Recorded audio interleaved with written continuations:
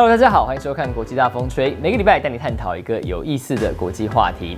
随着网络发达，各类科技服务平台兴起，很多人可以轻松展开自由接单的斜杠人生。无论是帮外国公司架设网站，在自家附近开 Uber 载客，或担任美食外送员，只要想赚点外快的时候，轻松打开 APP， 不限时间或地点，工作想接就接，假期想放就放。那这样充满弹性跟自由的工作模式，正是所谓零工经济的魅力。零工经济这个名词从2009年问世之后，在全球掀起一波热潮。由于这一类企业都把合作的劳动者视为独立承揽工作的包商，理论上可以替资方省下开支，也替劳方换得自由。不过，看似皆大欢喜的模式，最近也逐渐受到质疑。跳脱传统的雇佣关系之后，劳工的职业安全和福利还是企业的责任吗？那面对层出不穷的劳资争议，各国政府又怎么寻找解决之道呢？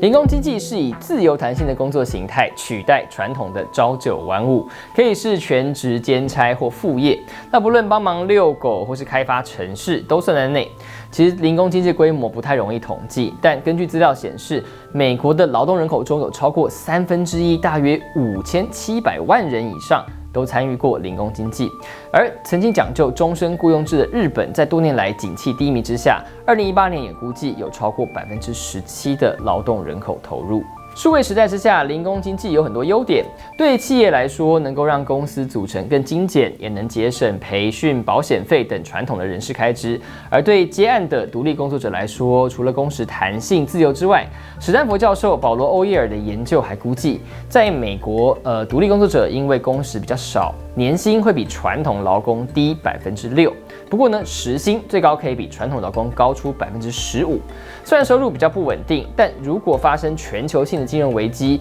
独立工作者失去收入的风险也比很可能就此失业的一般员工要来得低一些。那另外，数位化的零工经济也更容易打破空间的限制，公司不用千里迢迢开设海外办公室，就能获得比较便宜的劳动力，而独立工作者也不需要通过严格复杂的签证申请，就能拿到外商的薪水，比本地的行情更好。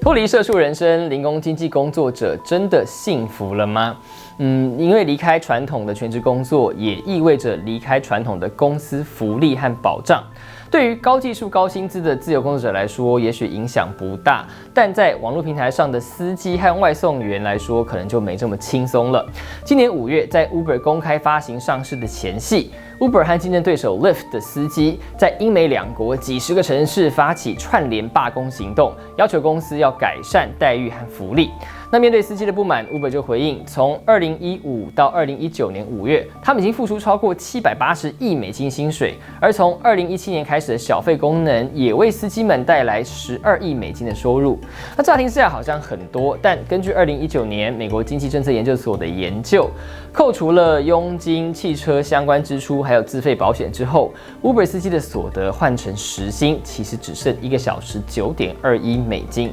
有些工时比较长的司机甚至赚不到当时法定的最低时薪7.25美金。那因为他们是以包商而不是员工的身份跟平台签约，所以保险、基本薪资等权益都不受法律保障，也没办法集体协商。那截至2019年5月，司机和 Uber 公司之间的个别仲裁案已经累积超过6万起。细节虽然没有公开，但也凸显双方是争议不断。那 Uber 自始至终坚持这些司机开的是自有车，也可以自行决定要不要接单，因此纯属自雇者，不是员工。同时也宣称，如果把司机定调成员工，将会大幅提高人事成本，影响到服务的价格和商业模式。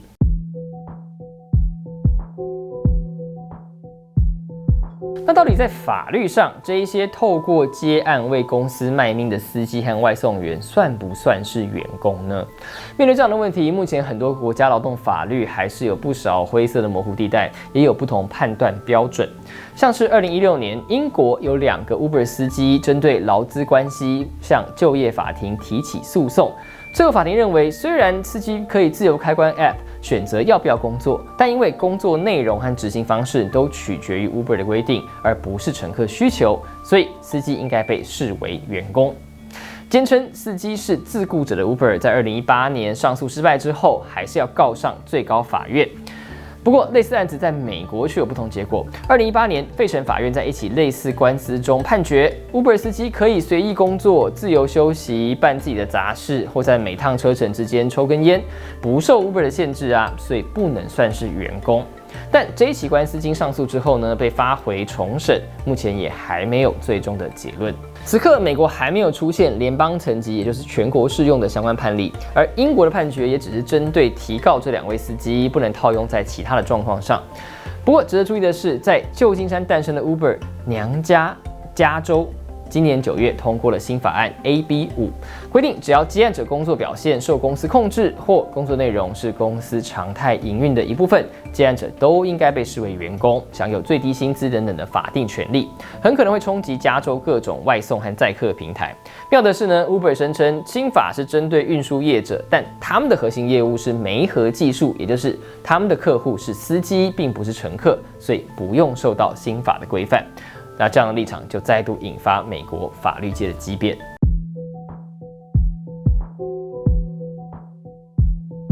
在平台方和劳动者的纠纷持续考验各国司法的同时，有政府也积极立法保障零工经济下的底层劳工。2018年，纽约市通过全美第一个轿车服务司机最低薪资条例，规定司机的最低时薪是17.22美金。那欧盟今年也立法保障透过平台接单的劳工基本权益，规定企业主必须要依照规定让工作内容和薪资更透明化。同时也不得有剥削劳工的规定。而在没有相关立法的日本，17名 Uber Eats 外送员在10月3号刚刚才组成工会，团结没有正式劳雇关系保障的外送员，希望获得更多的谈判筹码。那其实，在工会成立前，日本的 Uber 公司1号才刚调整过政策，如果在送餐过程中意外受伤，最高可以得到25万日币的慰问金；那如果不幸身亡，将会给予1000万日币的慰问金。但是呢，对工会来说，这样的补偿制度还是不够完备，希望未来可以进一步改善劳动环境。那除日本之外，挪威的外送平台 Foodora 的外送员也组织了工会。零工经济的发展速度挑战现有的劳动法规，新创产业希望维持人力弹性，压低经营成本，而工作者想在维持工作自主性的同时，也保障自身的权益。看完今天影片，你觉得司机、外送员这些平台接案者算不算员工呢？那如果不算，他们的劳动权益又该怎么保障？欢迎在底下留言跟我们分享你的看法。我是大风吹，我们下回见。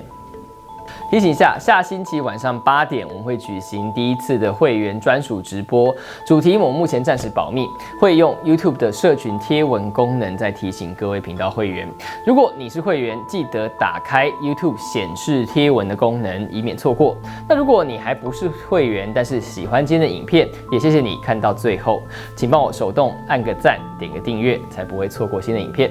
目前呢，频道会员总数已经超过200人，谢谢你们每一个人。当然呢，也要特别感谢我们的干爹干妈翁义顺、钟宣宏和子令丽，谢谢你们的支持和爱护喽。